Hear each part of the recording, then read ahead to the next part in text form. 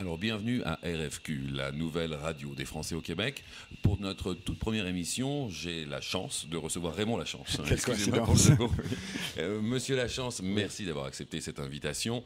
On va tenter en tout cas de faire un survol de l'emploi, de la formation, de l'immigration, des dernières tendances des emplois au Québec pour nos amis français qui nous écoutent. Tout d'abord, oui. Il me semble que vous êtes au Québec depuis une trentaine d'années, Raymond. Hein. Oui, j'ai observé l'évolution du Québec depuis 1974, date de mon arrivée ici comme coopérant militaire. Donc j'ai été déjà intégré d'une certaine façon au système universitaire québécois. Ils vous ont tout de suite gardé? Ils ne m'ont pas laissé repartir, non. Mais ceci a été à mon avantage, comme leur, j'espère. Ceci étant dit, nous étions ici pour essayer d'expliquer un petit peu les cheminements universitaires pour un étudiant français ou pour un enfant des migrants français qui veulent s'installer au Québec. Alors parlez-nous de ça. Prenons le cas d'une famille qui arrive ici avec 2 enfants. Oui, alors au niveau de la maternelle, du secondaire, c'est l'équivalent. Un ensemble d'écoles privées, d'écoles publiques sont disponibles ici, même en plusieurs langues. Après, au niveau secondaire, c'est le système des cégeps, qui est à peu près l'équivalent de nos lycées en France. Et ce qui va être intéressant, c'est lorsque l'étudiant atteint le niveau du baccalauréat français, ce qu'on appelle ici le DEC, il se dirige vers les universités. Y a-t-il des frais chers? Alors, l'un des gros avantages, même l'avantage primordial pour un Français de France de venir étudier au Québec, c'est qu'il va payer exactement les mêmes frais qu'un étudiant québécois. Il n'a pas de frais particuliers parce qu'il n'est pas du Québec. Intéressant. C'est juste pour les Français, ça? Oui, c'est une entente qui remonte à l'époque où De Gaulle était venu saluer le Québec. À l'époque de ces frasques. En 67, frasques. Vous êtes libre d'interprétation. D'accord. Alors, donc, est-ce qu'on peut encourager les Français oui, à venir étudier absolument. Au niveau de la langue, il n'y a pas de problème. Montréal est une ville très universitaire. Plus de 100 000 étudiants se tiennent sur l'île de Montréal, répartis dans 4 universités d'égale grandeur. Alors, parlons-en de ces universités. 2 universités anglophones. Je commence par celle-ci, ça paraît bizarre, mais c'est aussi un avantage pour un Français de venir étudier dans un contexte français en anglais. C'est plus facile que d'aller à Londres. Et en plus, moins dispendieux. Probablement, beaucoup moins, et plus intéressant, et beaucoup plus de découvertes, les découvertes de l'Amérique du Nord. C'est pas seulement le Québec, c'est la découverte aussi d'un autre continent et d'autres façons de fonctionner. Pour revenir à nos universités, cette université Concordia, qui est à peu près la 2e université anglophone après McGill dont nous venions de parler, offre elle aussi un éventail de cours à une clientèle plus multiethnique, plus représentative de la mosaïque montréalaise.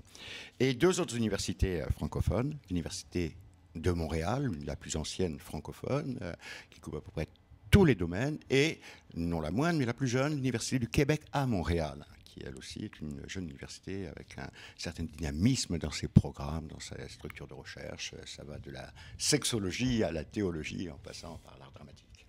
Et c'est facile de s'y inscrire? Oui, comme je vous le disais précédemment, au niveau financier, les avantages sont balayés, les barrières sont très basses.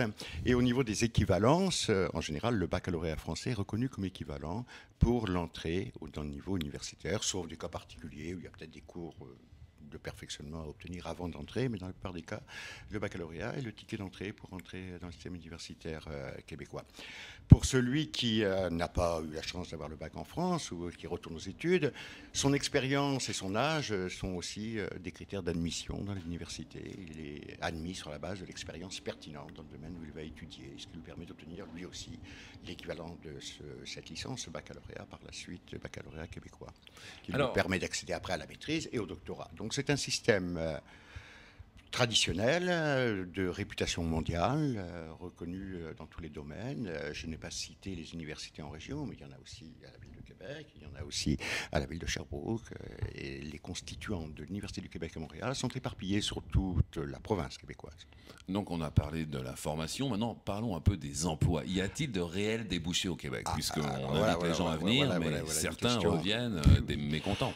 Oui, il y a toutes sortes de rumeurs qui traînent que tel chirurgien ou ingénieur chauffe un taxi à Montréal. Par exemple, oui, on leur avait promis la vie en 4 couleurs, et puis ça ne l'est pas. Effectivement, elle est en noir et blanc, mais ça c'est l'hiver surtout.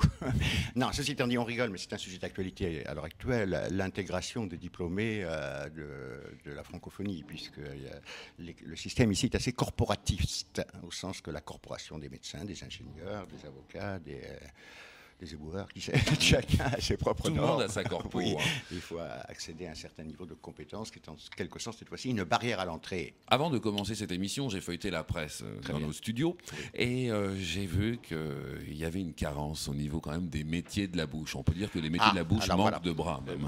Oui, l'expression est très appropriée.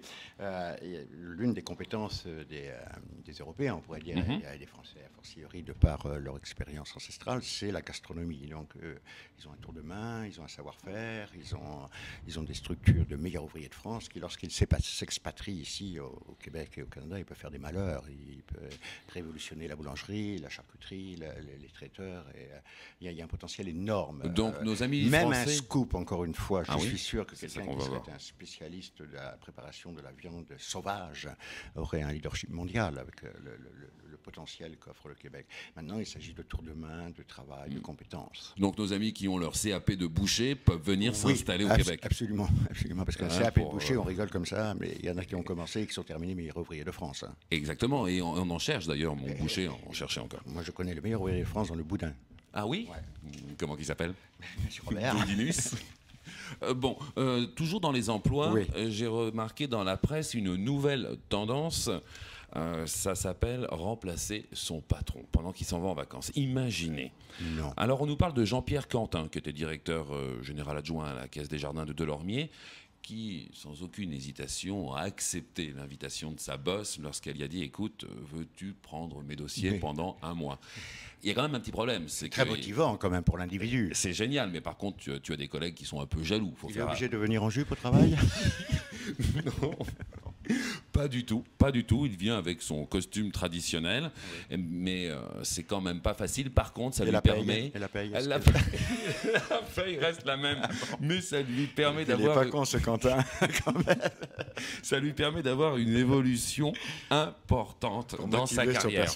Dans sa carrière, bon, les grandes entreprises s'en servent beaucoup de ce nouveau système, et je peux vous dire que ça fonctionne très très bien. Alors, je vais proposer aussi de prendre la place du grand boss aujourd'hui.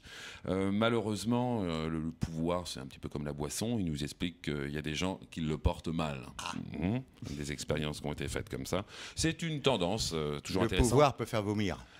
Exactement. Un peu comme les stages aussi. On vous parlera des stages des jeunes Français qui viennent faire leur stage au Québec. Oui, vous en connaissez? On va pouvoir en interviewer 4 aujourd'hui. Qui vont nous raconter comment ils ont réussi à venir ici et puis faire leur stage. Alors, merci. C'est un plaisir. Merci beaucoup, Monsieur Lachance. Merci.